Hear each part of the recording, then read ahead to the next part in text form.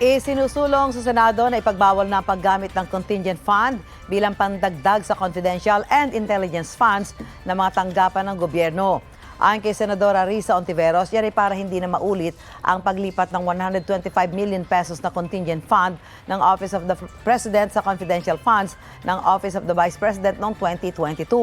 Sagot naman ng sponsor ng 2024 General Appropriations Act na si Senador Sani Angara, dapat may exception. May mga pagkakataon daw kasi na kailangan ng national security agencies ng dagdag na pondo mula sa contingent fund. Sang-ayon naman dyan si Ontiveros, pang-emergency naman daw talaga dapat ang contingent funds.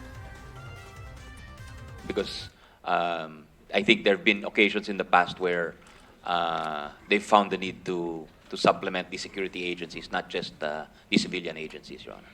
Yung iniisip kong i-propose na amendment at the proper time will not pertain to security agencies that have clear national defense and public safety mandates and expertise, kundi sa mga civilian agencies. Sa panukalang 2024 national budget na 5.7 trillion pesos, 9.82 billion pesos ang CIF.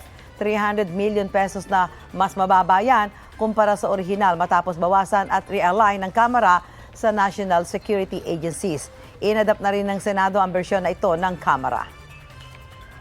Mauna ka sa mga balita, bisitahin at mag-subscribe sa GMA Integrated News sa YouTube. Sa mga kapuso abroad, samahan nyo kami sa GMA Pinoy TV at sa www.gmanews.tv.